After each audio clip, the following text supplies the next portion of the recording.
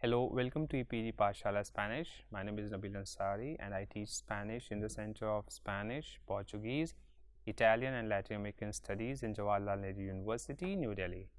We are in the paper entitled Spanish Grammar 1. In the previous modules, we have covered regular and irregular verbs, adverbs, direct object and indirect object pronouns, reflexive verbs, and the verb gustar and also the verb doler. In this module entitled Repaso 3, we are going to revise the main points covered in the previous 6 modules, which will help you not only in a better understanding but also in remembering the relevant aspects of its usage in your communication. And we will start with the verbs. So the verbs are very important for any language as they help us to communicate and form coherent sentences. A verb is an action word. It means that it helps us to explain and communicate the activities we do and identify ourselves. So in Spanish, the structure of any sentence is the same as in English, which is first the subject, then the verb, and then the object. Now, the verb in its original form is called infinitive, or in Spanish it is infinitivo, which means that the verb is not conjugated and the verbs are, for example, in infinitive form, the verbs are to be, to walk, to see, etc. But when the verb is used to refer to the actions of particular people, then the verb needs to be conjugated, like I am, or you are, or you walk, she sees, or I see, etc. In Spanish, the infinitive form of the verb always ends with either AR or ER or IR, or it follows a particular system of conjugation. So, all these endings follows a particular system of conjugation, which means that it is conjugated in 6 forms, and the most common way to write the conjugations of these verbs is to make a table with 2 columns and 6 rows. One column has the 6 subject personal pronouns, that is I, you, he, she, and the second column has all the corresponding conjugation. So, as you can see in this table, on the one column it has got the personal pronoun like I, you, he, she, and these personal pronouns in Spanish are yo, tú, él, ella, usted, nosotros, nosotras, vosotros, vosotras, ellos, ellas, ustedes. And for this, in the second column, you can conjugate the verb. Now, the verbs in Spanish as in English is conjugated in 3 forms. That is the first person singular, that is yo, meaning I, and the first person plural, that is nosotros, nosotras, meaning we. Same way, second person singular, meaning you, informal, that is tú, and second person plural, which will be you all, and in Spanish it will be vosotros, vosotras. Same way, third person singular, which in English is he, she, you, etc., which in Spanish will be él, ella, usted, and the plural, third person plural, will be in English they or you all, formal, or you all, and in Spanish it will be ellos, ellas, ustedes, ustedes, for you all, formal. Now, as I mentioned, verbs are classified in 3 endings in Spanish. So, either it will be AR ending verbs, or it will be ER ending verbs, or it will be IR ending verbs, and these verbs are classified based on the basis of 2 criteria. That is, either these verbs will change in ending, or these verbs will change in stem. Now, basis the change in the stem, there are two categories of verbs, that is the verbs regular verbs and irregular verbs. Regular verbs means that they follow a specific pattern of conjugation and their stem doesn't undergo any change. And irregular verb are those verbs whereby they don't follow any specific pattern of conjugation and their stem undergoes a change apart from their ending. And we also talk about when the simple present tense is used, and it is used in the following situations. It is used to talk about what is happening at the moment, or to talk about what is a regular or habitual happening, or also to talk about general facts and truths.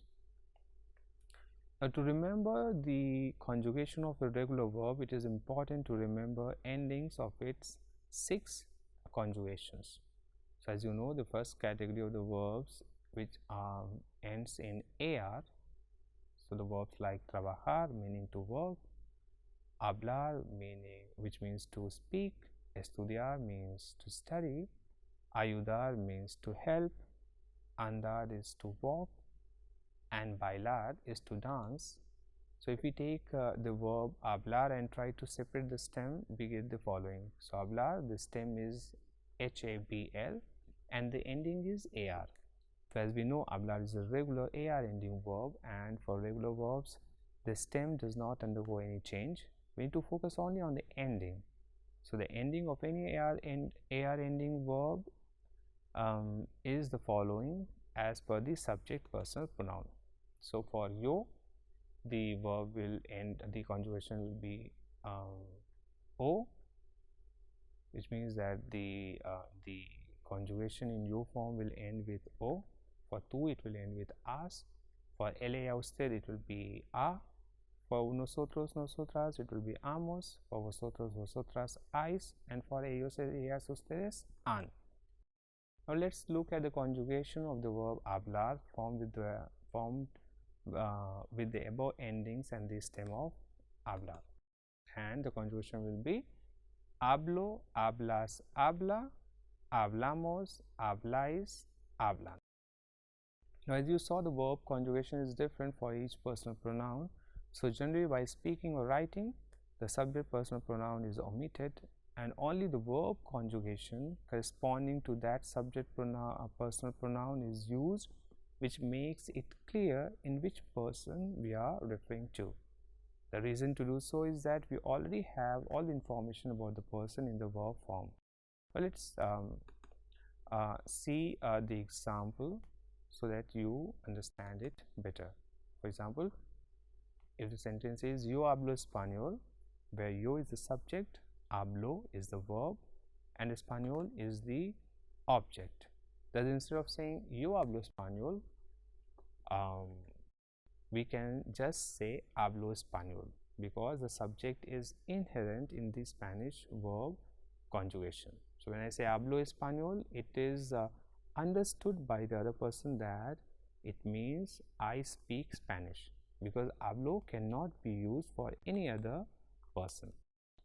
Now, let's come to the second category of the verbs, that is the verbs which ends with er. So, the endings of er ending verbs are the following. So, the er ending verbs in yo form will end with o, tu form with s, él, ella, usted, e, nosotros, nosotras, hemos, vosotros, vosotras, eis, and ellos, ellas, ustedes, en. So, if we add these endings to the stem of the verb comer, we get the following conjugation, that is como, comes, come, comemos, coméis, comen. Now, the third category of the verbs are those verbs which ends in ir. For example, vivir, which means to live, escribir, which means to write, abrir, which means to open, and sufrir, which means to suffer. And the endings of ir ending verbs are the following, that is in yo form it will end with o, tu form it will be s, él, ella, usted form e, nosotros, nosotras, imos, Vosotros, vosotras is, and ellos, ellas, ustedes, en. So if you add this ending to the stem of the verb vivir, which is an IR ending verb, we get the following verb conjugation, and that is vivo, vives, vive, vivimos, vivis, viven.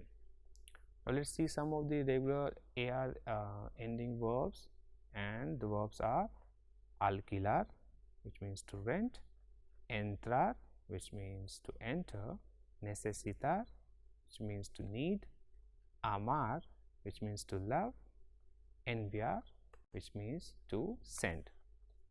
And regular ER ending verbs, so for example, aprender, which means to learn, creer, which means to believe, and beber, which means to drink.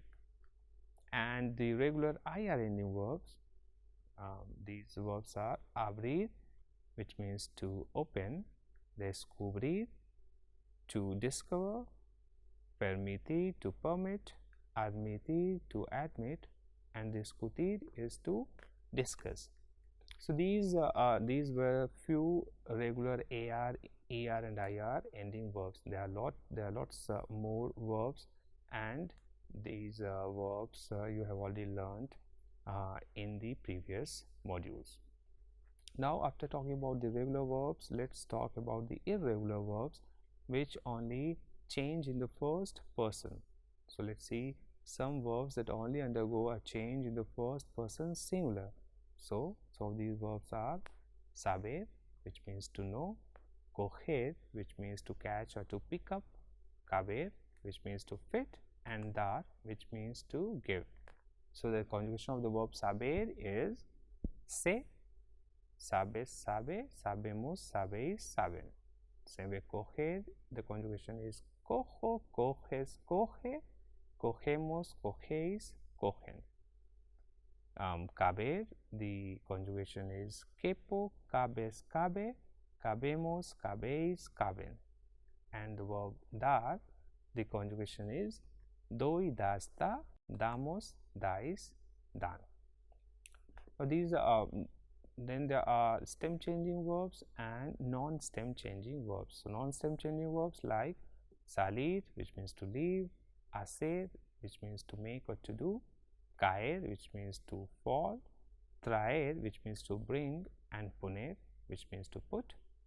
And stem changing verbs are like tener, which means to have, venir, which means to come, oír, which means to hear, and decir, which means to tell or to say.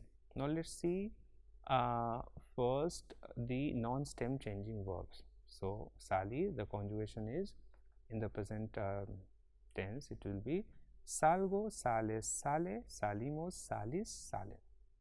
Hacer, the conjugation is hago, haces, hace, hacemos, hacéis, hacen. Same way caer, the conjugation is caigo, caes, cae, caemos, caéis, caen. Traer, the conjugation is traigo, traes, trae, traemos, traéis, traen. And poner, the conjugation is pongo, pones, pone, ponemos, ponéis, ponen. Now let's see the conjugation of these stem changing verbs, and the verbs are tener, and the conjugation is tengo, tienes, tiene, tenemos, tenéis, tienen. Venir, conjugation is vengo, vienes, viene, venimos, venís, vienen. Oír, the conjugation is oigo, oyes, oye, oímos, oís, oyen. And decir, the conjugation is digo, dices, dice, decimos, decís, dicen. Apart from these, there are some radical changing irregular verbs. These are the following type. There are following types of irregularities in a stem changing verb, whereby e changes into ie, where a one e in the stem of the verb changes into ie, and then it is conjugated. If there are two e's in this stem, the second e will change into ie, like the verbs preferir, whereby the second e will change into ie, and the conjugation will be prefiero, prefieres, or entender, and the conjugation will be entiendo, entiendes. Then there are second group of verbs where the E changes into I. So where the E in the stem changes to I, and then it is conjugated. And then there are third category of verbs where O changes into UE. So where the O in the stem changes to UE and then conjugated, like dormir, and it is duermo. Now let's see the verbs where E in the stem changes to I, and the verbs are empezar, to start, comenzar, also to means to start, perder, to lose, mentir, to lie, sentir meaning to feel, entender is to understand, and recomendar is to recommend. Now let's see some verbs whose E in the stem changes to I. For example, pedir, which means to order, to ask for, elegir is to choose, sonreír to smile, seguir to follow, medir to measure, repetir to repeat, servir to serve, and corregir is to correct. Now there are as I mentioned, there are third category of the verbs where O in the stem changes into UE, and these verbs are poder, which means can or to be able to, jugar, which means to play, dormir, meaning to sleep, volver, to return for a person, and devolver, to return some object, probar, which means to taste or to try, and contar, which means to count. Now the conjugation of all these verbs you have already seen in the previous modules. Now let's talk about the adverbs. And in English there are many adverbs which are derived from adjectives and they end in ly. For example, from loud, the adverb is loudly. Slow, the adverb is slowly. Affectionate, the adverb is affectionately. Now in Spanish, adverbs ending in ly in English are found by taking the feminine adjective and adding mente. So while adjectives changes according to the number and gender of the noun, the adverbs do not change. For example, from the adjective lento, the adverb is lentamente, meaning slowly. So cariñoso, the adverb from the adjective cariñoso is cariñosamente, meaning affectionately. Absoluto becomes absolutamente, meaning absolutely. Suave becomes suavemente, meaning softly, and rápido becomes rápidamente, meaning quickly. Now also let's have a quick look to the most common adverbs of frequency which you have already learned before, and these are siempre o casi siempre, todos los días, todos los meses, o todas las noches, todas las tardes o todas las semanas, cada día o cada 2 días o cada 3 días, muchas veces, a menudo, de vez en cuando, una vez, 2 veces o 3 veces por semana, a veces o casi nunca. Then there are also adverbs of quantity which are used both as adverbs and adjectives, and you have already seen these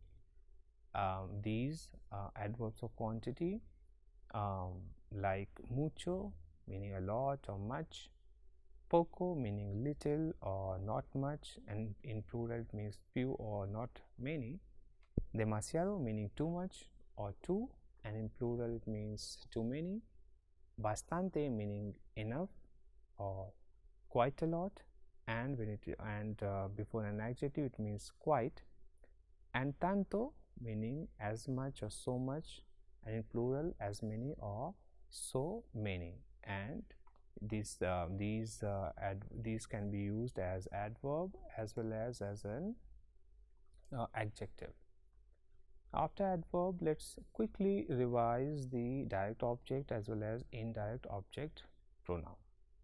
So as we know that the direct object are those objects which where the action is falling directly, and indirect object are those where the action is falling indirectly, and the direct object answers the question what, and indirect object answers the question who or whom. And the direct object pronoun in Spanish is me, te, lo, la, nos, os, los, las, and indirect object pronoun in Spanish is me, te, le, nos, os, les. You must have observed that there are some verbs which end with se. This se is the reflexive pronoun and it denotes that the verb is reflexive. The reflexive pronoun se that we see at the end of the infinitive form of the verb is taken before the conjugation of the verb to denote that the subject is performing the action on himself or herself. For example, levantarse, peinarse, ducharse, etc. Let's see how we form these reflexive verbs. So, the regular reflexive verbs are conjugated following the similar pattern that we have seen in the present tense, except that in the reflexive verbs we add the reflexive pronouns before the verbs. So, let us see the conjugation of the verb levantarse, and the conjugation is yo me levanto, tú te levantas, él, ella, usted se levanta, nosotros, nosotras nos levantamos, vosotros, vosotras os levantáis, ellos, ellas, ustedes se levantan. Same way, let's see the conjugation of another regular verb, that is ducharse, and the conjugation is yo me ducho, tú te duchas, él, ella, usted se ducha, nosotros, nosotras nos duchamos, vosotros, vosotras os ducháis, ellos, ellas, ustedes se duchan. Apart from the regular reflexive verbs, there are also some irregular reflexive verbs, and let's see the conjugation of few irregular reflexive verbs.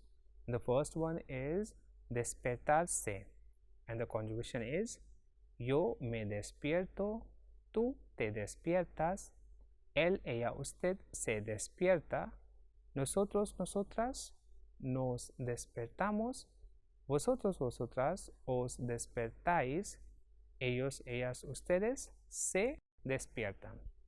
Same way, there is another verb vestirse, which is also irregular, and the conjugation of the verb vestirse is yo me visto, tú te vistes, él, ella, usted se viste, nosotros, nosotras nos vestimos, vosotros, vosotras os vestís, and ellos, ellas, ustedes se visten.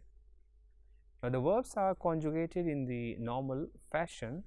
The only difference is the addition of the reflexive pronoun, that is me, te, se, nos, os, se at the beginning to denote that the action is performed on the subject itself. So, when the action is performed on somebody else, the verb ceases to be a reflexive verb and it will be like a normal verb. For example, levantar and levantarse. So, the verb levantar is simple AR ending verb, but levantarse becomes a reflexive verb. Now, in order to say you like something or you like doing something, Spanish uses the verb gustar. It is used with the indirect object pronouns that you have learned in the previous modules, and the indirect object pronouns are me, te, le, nos, os, les, and which refers to the person who likes the object, and gustar is conjugated as gusta and gustan. So, it does not the verb gustar is not conjugated like the other verbs which has 6 forms, but the verb gustar has only 2 forms, that is gusta and gustan. The gusta form is used with a singular noun. For example, me gusta la universidad, o te gusta el reloj, o le gusta el libro, o nos gusta la ciudad, os gusta la casa y les gusta el hotel.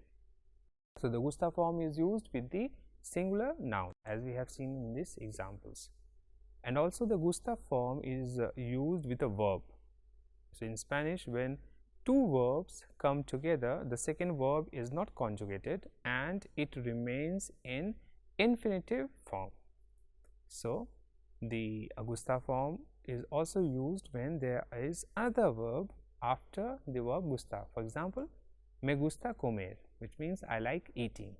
Same way, other examples, te gusta viajar, le gusta ver películas, nos gusta leer libros, os gusta nadar y les gusta bailar.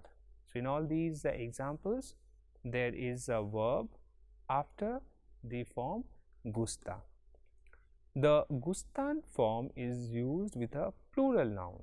So gusta is used for singular noun as well as when there is a verb, and gustan form is used when there is a plural noun. For example, me gustan los bombones. So los bombones is plural, noun plural, that's why it is me gustan. Same way, te gustan los relojes o le gustan los libros. Nos gustan las ciudades. Os gustan las casas y les gustan los hoteles. So these are some examples for the verb gustar in plural form, that is gustan form. There is another verb similar to gustar in conjugation, and it is the verb doler, which means that doler is also conjugated as duele and duelen. Like gustar, it has also two forms, and the verb doler means to hurt. Now let's see two examples. For example, me duele el estómago, which means I am having a stomach ache, or me duele la cabeza, which means I am having a headache. And for duelen, again like gustar, there should be a noun in plural. For example, me duelen los ojos, which means my eyes are hurting. Thus, it is used when you want to say if any body part is hurting or aching. Now, there are also other verbs which are used in the same way as the verb gustar that you have just learnt in the previous module, and the other verbs which are similar to gustar will be dealt with in grammar paper 2. So if you want to learn more about the verbs which are formed like gustar and doler, then you should also refer to the grammar paper 2. Thus, in this module, you have revised the main points related with regular and irregular verbs, adverbs, and in adverbs we have seen the adverbs of frequency and other adverbs, direct object pronouns which were mete, lola, nosos, los, las, and indirect object pronouns which are mete, le, nosos, les. And also we have revised the main points related with reflexive verbs as well as the verbs namely gustar and doler. So you should also refer back to the e-text which has got more examples and also few exercises which will help you to understand these concepts in a better way. And not only that, in the e-text there are also the links which will take you to other websites where you can learn more about the topics covered in these modules. Thank you.